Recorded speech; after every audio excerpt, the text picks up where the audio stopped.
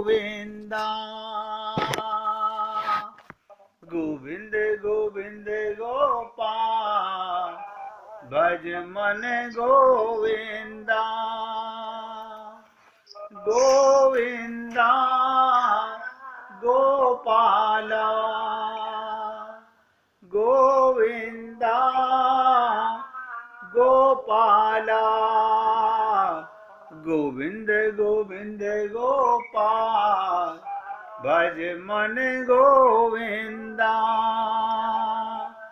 गोविंद गोविंद गोपाल भज मन गोविंदा, गोविंदा गोपाला, गोविंदा गोपाला, गोविंद गोविंद गोपाल भज मन गोविंदा, गोविंद गोविंद गोपाल भज मन गोविंदा। अब आप सोचिए शरणागति से क्या मिला उद्धव जी को। उद्धव जी को 6 महीने, कई ग्रंथों में लिखा है साल भर रहे वहां पर, गए थे ये कह के बस शाम को वापस आ रहा हूं। भूल गए, कृष्ण को भूल गए, क्योंकि यहां एक कृष्ण नहीं, हर गोपी के पल्लू में कृष्ण बंधा हुआ है। अपने परिवार को भूल गए, महामंत्री की सीट को भूल गए। अब आप और हम लोग आज तो टाइम नहीं है, कल देखेंगे, अगली बार देखेंगे, मतलब हमारे पास समय ही नहीं है। किसके लिए? भगवान के प्रेम के लिए समय नहीं है, उसी का दिया हुआ है। कभी सोचा है हमने ये समय किसका दिया हुआ है? और हम खास तौर से जब सत्संग का टाइम होता है उसी समय भटक रहे होते हैं, नहीं सोचते इन बातों को।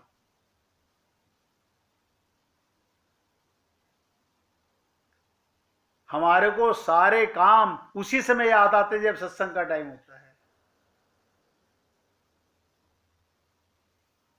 तो शरणागति से क्या मिला उद्धव को, ये समझने का विषय है। क्योंकि आप और हम लोग सोच के देखें, ये उद्धव जी के माध्यम से क्या हमको भी ये सब कुछ मिला क्या?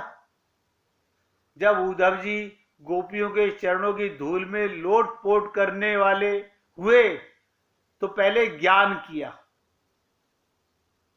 ये जो उद्धव जी का संगीत है, काहे के लिए? गोपियों का विरह दुख देख करके उद्धव जी के हृदय में करुणा आई और आवेश आया होगा, और आवेश में आके जैसे आदमी कोई काम कर देता है, वैसे आवेश में आकर के उद्धव जी ने ग्वालिनियों के, गोपियों के चरणों की धूल में लोट पोट हो गए। आवेश में नहीं लौटे, कहते हैं उनके संगीत में, उनकी हर क्रिया में उद्धव जी लोट पोट हो गए, भूल गए।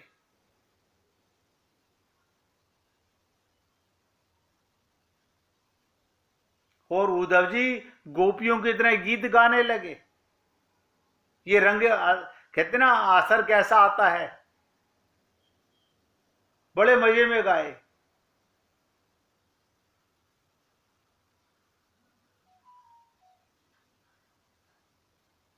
इसलिए अगर दिल में कोई घबराहट होती हो, तो क्रोध होता हो, तो गाने का मजा थोड़ी आएगा। देखो, श्राप देने से पहले गा लिया, भगवान कहते ना, इसका यह अर्थ हुआ कि नारद जी स्वस्थ हैं जब उन्होंने कुबेर के पुत्रों को, मणिग्रीव को श्राप दिया। उससे पहले मन में भगवान का ध्यान कर लिया कि नारद जी स्वस्थ हैं, कोई क्रोध आवेश में श्राप नहीं दे रहे। इसी प्रकार उद्धव जी ने अपने शरीर को गोपियों की चरण रज में मिला दिया। अब वे भावावेश में नहीं, बिल्कुल स्वस्थ थे। सोचते थे मेरा जीवन सफल हो गया। वो मथुरा जाना नहीं चाहते थे। एक बार किसी ने पूछा, उद्धव जी मथुरा आके तुम्हें, बोले मैं तो कृष्ण को जताने आया हूं और मेरा मन सदा गोपियों के अंदर अपने गुरुओं के पास रहता है, और आप और हम लोग अपने मन को देख लें कहां रहता है।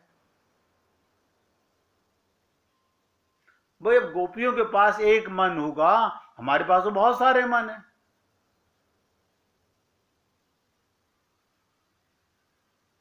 नंद बाबा के ब्रज की जो स्त्रियां हैं, कोई भी हो, कृष्ण की प्रेमिका हो ना हो, स्त्री सामान्य के प्रति उद्धव जी के मन में भाव, जैसे राजा चलता है ना, तो एक राजा चलता है, उसके साथ सैकड़ों आदमी चलते हैं, तो लोग कहते हैं देखो राजा जा रहा है। राजा शब्द के अंतर्गत सब समावेश हो जाता है। तो नंद बाबा के ब्रज में एक गोपी भी कृष्ण को सच्चा प्रेम करने वाली हो, तो चाहे प्रेमिका हो चाहे ना हो, तो उसके चरणारविंद के धूल की वंदना करते हैं।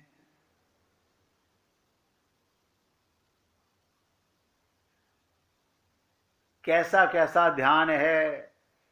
श्री कृष्ण के आगे आगे धेनु, मुख में वेणु और पांव में रेणु। आप सोचो, धेनु वेणु और रेणु तीनों का ध्यान करो। सामने धेनु, मुख में वेणु और पांव में रेणु, एक त्रिकोण बनेगा। मन को तुरंत ध्यान लग जाएगा।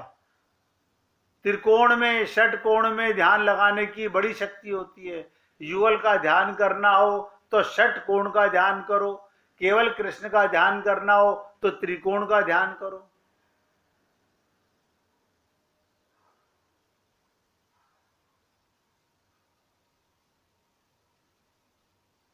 इसलिए अगर भगवत प्राप्ति करने का इस देह में डिसाइड हम लोग कर चुके हैं, तो कोई ये ना कहे मार्ग नहीं है।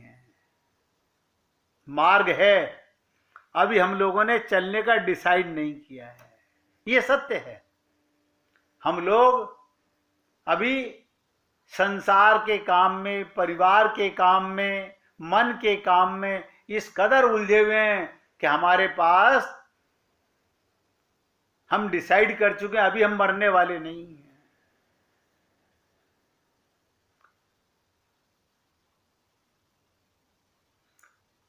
भगवान किशोरी जी की सुकोमलता की थोड़ी सी चर्चा करते हैं, ध्यान से सुनिएगा।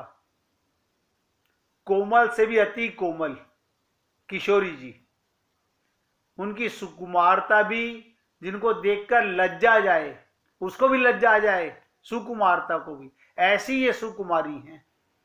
किंतु श्याम सुंदर जब से गए मथुरा, इन्होंने उन्माद का वाना धारण कर लिया।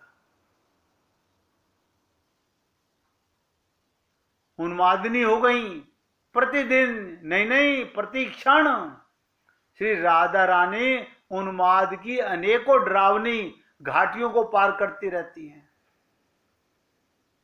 तीव्र चिंता, जागना, असहनीय पीड़ा, इन सब से होकर ये पल पल गुजरती है। उन प्रीति प्रतिमा का वर्णन कौन कर सकेगा। ध्यान से सुनिएगा। सखियों की फिर अपनी पीड़ा, राधा की अलग पीड़ा है, अपना कष्ट है। और कष्ट ये कि सखियां तो रो भी नहीं पाती, रो लें तो कुछ दर्द कम हो जाए, किंतु ये घुट रही हैं अपने भीतर ही भीतर। श्याम सुंदर तो चले गए मथुरा, और वहां जाकर मथुराधीश बन बैठे, किंतु बिना श्याम सुंदर के जब अपनी राधा रानी को देखती हैं, तो ये विरह जन्य दुख मृत्यु के समान उठता है। सारी गोपियां मृत्यु के समान कष्ट महसूस करती हैं। उस स्थिति में श्री राधा बिलखती हैं। अब वो कैसी बिलखन है, कैसी चीख है, कैसी चीख है, आप और हम लोग नहीं समझ सकते। ये दशा अपनी स्वामिनी की सखियां जब देखती हैं तब उनका कलेजा फट जाता है। वो आप और हम लोग सुन तो रहे हैं, सोच भी नहीं सकते। उनका कलेजा फट जाता है।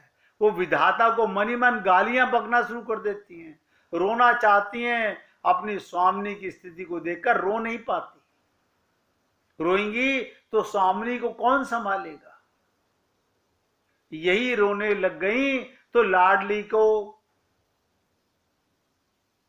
कौन देखेगा? इसलिए सखियां अब अपना सब कुछ छोड़ चुकी, आप इस स्थिति की कल्पना भी नहीं कर सकते। पूर्ण त्याग, अपने रुदन, अपने आंसू आपा भी त्याग दिया स्वामिनी की सेवा में बस। और इनकी स्वामिनी की स्थिति आप जान चुके।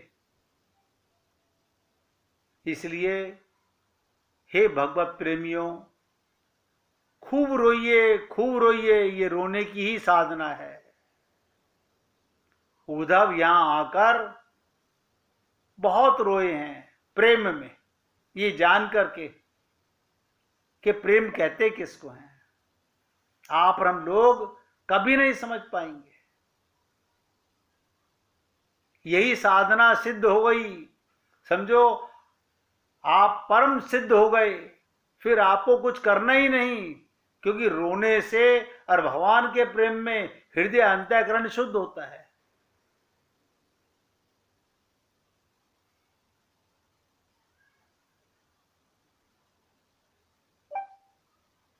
एक सखी ने पूछा, हे स्वामिनी, आप क्यों महल में ही बैठती हो? थोड़ा बाहर निकला करो, आपको अच्छा लगेगा। आज 10 दिन हो गए आप महल में ही हैं। ललिता ने श्री राधा रानी से विनती की। तो क्या कहती हैं सखी, क्या करूंगी बाहर जाकर? बाहर क्या है? क्या मेरे श्याम सुंदर हैं?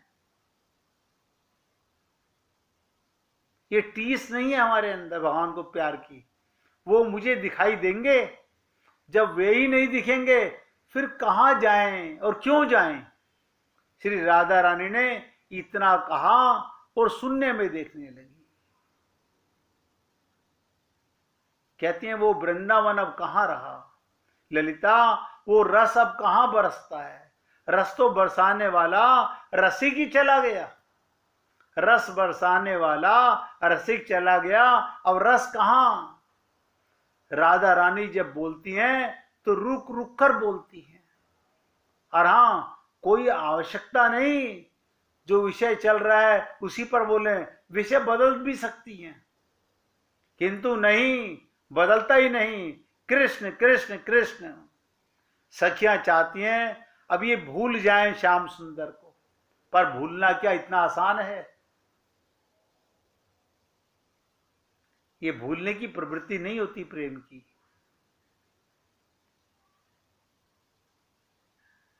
तो वो कहती हैं सारी सखियां मिलकर, क्यों ना हम ब्रिज बीथिन में अपने प्रीतम को खोजें। ये बात विशाखा जी ने कही। श्री राधा जी से उनकी ओर देखा, मानो कह रही है बात सही है, किंतु कहां जाएंगे? राधा रानी ने विशाखा से पूछा कहां जाएंगे? विशाखा जी ने उत्साह से कहा सांकरी खोर। बरसाने में एक जगह है सांकरी खोर। ललिता ये ठीक कह रही है विशाखा, चिंतन करें उस स्थान में जाकर मेरे प्रीतम ने क्या किया था। देखिएगा, आप और हम लोग भगवान की लीलाओं का भी चिंतन नहीं कर सकते, समय नहीं है।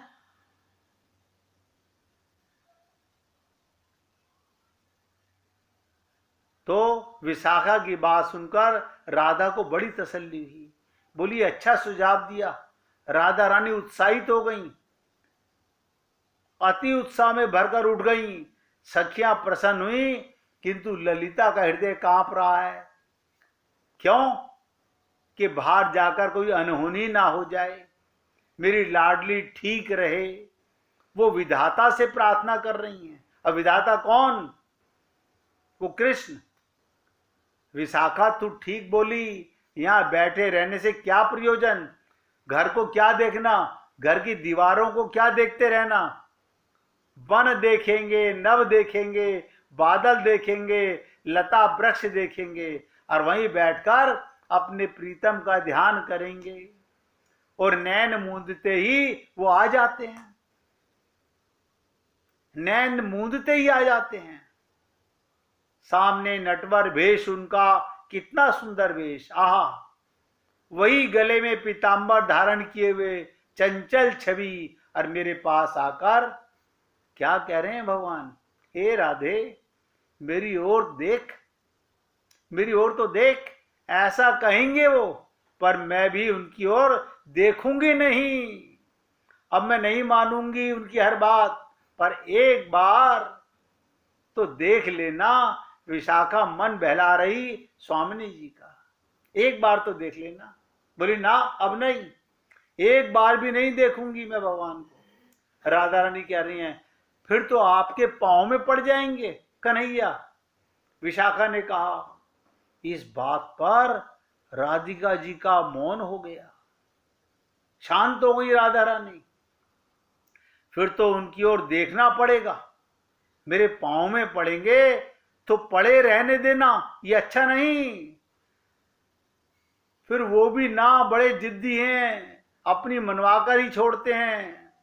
उनसे नैन भी मिला लेना, थोड़ा छेड़ना चाहा विशाखा ने। इस पर राधा रानी फिर मौन हो गई। आप सोचिएगा, ये सोच आपकी और हमारी क्यों नहीं बनती भगवान के लिए? आपके मन में जो भाव हो भगवान के साथ वो लीला देखो, लेकिन भाव उठते ही नहीं हमारे को। तो वो किताब निकाल के आरती पढ़ने का शौक है बस।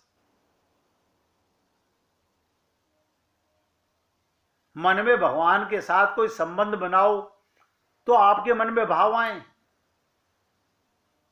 सांकरी खोर, सांकरी खोर का अर्थ क्या होता है? संकुचित मार्ग, दो पर्वतों के मध्य का मार्ग। दो पर्वत इतने सटे हुए हैं जो अत्यंत संकुचित हैं, बड़ा छोटा मार्ग है। पर्वत में हरितिमा छाई हुई है, सोचिएगा, दोनों तरफ हरियाली छाई हुई है। वहीं जाकर राधा रानी जी बैठ गई, सखियां भी उन्हें घेर कर बैठ गई। शीतल हवा चल रही है, नभ में बदरा छा गए। बदरा को छाया हुआ देख राधा जी पूछती हैं, क्या वर्षा ऋतु आरंभ हो गई? ललिता सखी हाँ सिर हिलाती हैं। तभी बदरा घने छाए और राधा जी देख रही हैं बादल को, वो पास आ गए और पास आ गए। राधा जी का ध्यान अब नहीं रहा, उन बादलों पर स्थित हो गया। सखियों, एकाएक बोल उठी राधा रानी। हाँ, सखियों ने भी उत्तर दिया, ये शाम को पकड़ो, यानी बादलों में उन्हें घनश्याम नजर आने लगा। एकाएक बोली, पकड़ो इस कपटी को। कहां जा रहे हो? आप सोचिएगा, बताओ कहां जा रहे हो? क्या क्या है मथुरा में? मत जाओ मथुरा। कौन है मथुरा में? क्या हमारे जैसा प्रेम करने वाला है कोई? इस भाव में उन्मुक्त होकर राधा रानी मदहोश हो गई। हम सब भोरी हैं श्याम घन, हम नहीं जानती तुम्हारी चतुरता को। हम तो प्रेम करती हैं, हृदय से प्रेम किया तुमको, पर तुमने तो कुछ और ही सोच रखा है। हमको भोरी जानकर हमारे साथ ऐसा छल किया तुमने।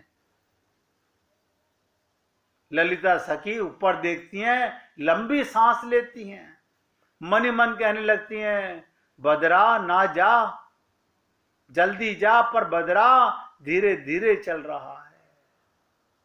वो सोच रही हैं ये जल्दी से बदरिया निकल जाए, कहीं हमारी राधा बेहोश ना हो जाए।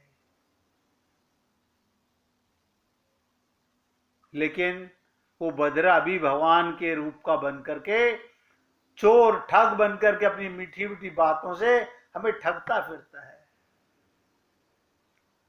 यही सब दशा देखकर राधा रानी खड़ी हो जाती हैं और उछलने लगती हैं, काले बदरा को पकड़ने लगती हैं, पर बदरा कहां हाथ आए, नहीं आएगा हाथ, भाग रहा है, बड़ा बेशर्म, हमारी मान मर्यादा धर्म लज्जा सब कुछ हर लिया और हाथ में भी नहीं आ रहा, हट, बेकार है तू, जा। इतना सुनते ही राधा रानी रोने लगी। ललिता आंसू पहुंच रही है। आप तुमने सीधे तू का स्थान पा लिया। प्रेम उच्च शिखर पर पहुंचते ये बातें मायने नहीं रखती। प्रेम के अंदर आप और तुम नहीं, तू का उन्माद हो जाता है। बार बार राधा रानी ललिता से कहती हैं, इस काले को पकड़, ये हमारे हाथों से निकल रहा है, अरे एक बार हमें छोड़कर मथुरा गया फिर नहीं आएगा। ललिते, ये नहीं आएगा, अगर प्राण यहीं रह गए तो व्यर्थ है, क्या प्रयोजन इन प्राण के, प्राण धन बिना। आप सोचिए, ये दशा देखकर तभी बादल फिर लौट आए, और जब बादलों को लौटते देखा तो राधा का मुख खिल गया। मन में क्या भाव कि मेरा घनश्याम आ गया। सखीरी देख, फिर घनश्याम आ गए। आप सोचिएगा, ये मन के भाव आपके और हमारे मन में क्यों नहीं आते।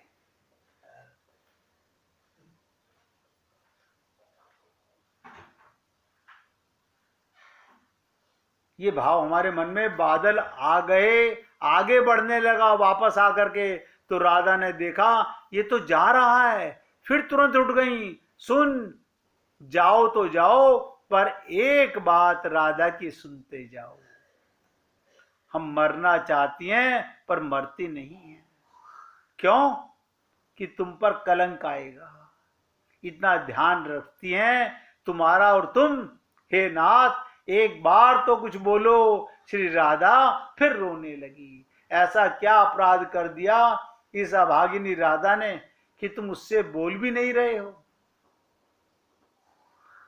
हम ऐसे वैसे घर की नहीं, कुलवती हैं, आशा रखकर बैठी हैं कि तुम आओगे, और हमारी आशा ऐसी नहीं कि तुमने स्वयं कहा था मथुरा जाते हुए मैं लौट कर आऊंगा।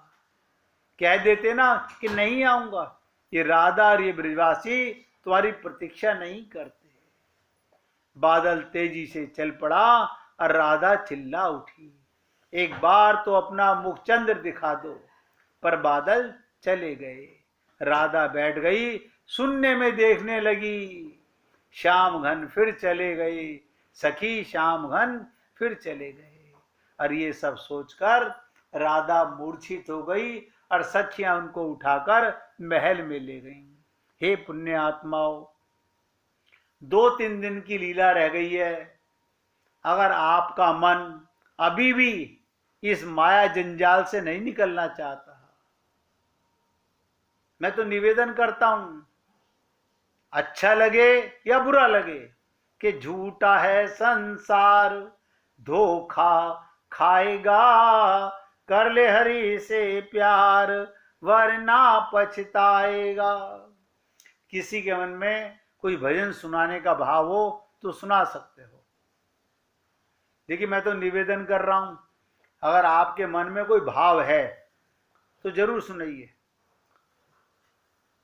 राजकुमार जी, आप कहां भटकते रहते हैं? सुनाइए भाई जी।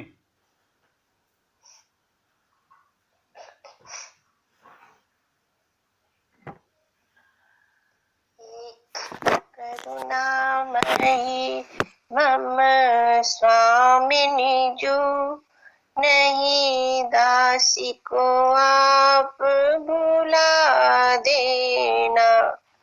हे करुणामयी मम स्वामिनी जो, नहीं दासी को आप भुला देना। मझधार में नैया मेरी फंसी, मेरी नैया को पार लगा देना। मझधार में नैया मेरी फंसी, मेरी नैया को पार लगा देना। मेरी स्वामिनी जो, मेरी स्वामिनी जो, नहीं दासी को आप भुला देना।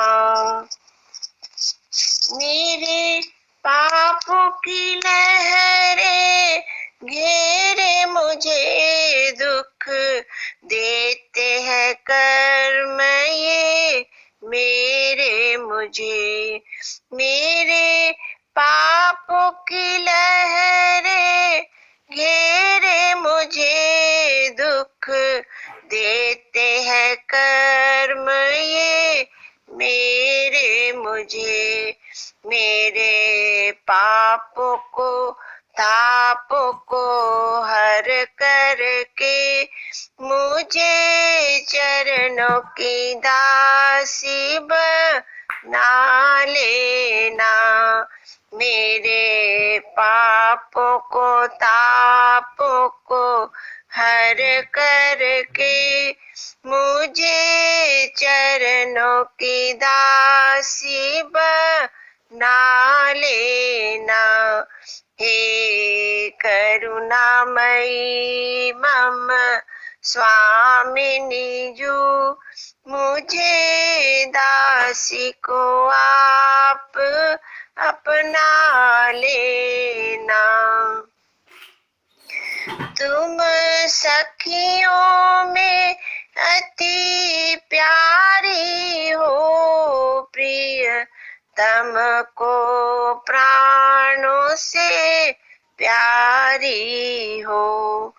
तुम सखियों में अति प्यारी हो, प्रिय तम को प्राणों से प्यारी हो। यदि सखी हो मेरी स्वामिनी जो, हम अधमों को तुम बुला लेना। यदि सखी हो मेरी स्वामिनी जो, हम अधमों को तुम बुला लेना। हे करुणामयी मम स्वामिनी जो, नहीं दासी को आप भुला देना। अब फैसला बाकी है थोड़ा, जरा बाह पकड़ लो आकर के। अब फैसला थोड़ा है बाकी, अब बाह पकड़ लो आकर के। यदि कष्ट हो हाथ बढ़ाने में, प्यारी चरणों में आप बुला लेना। यदि कष्ट हो हाथ बढ़ाने में, प्यारी चरणों में आप बसा लेना। हे करुणामयी मम स्वामिनी जो, नहीं दासी को आप बुला लेना। हे करुणामयी मम स्वामी निजू नहीं दासी को आप भूला देना। बोलिए वृंदावन बिहारी लाल की जय। जय जय श्री राधे, जय जय श्री राधे। बोलिए लाल जी का मंगल हो, सभी भक्तों का मंगल हो। सबको राधे राधे भैया, सबको राधे राधे जी।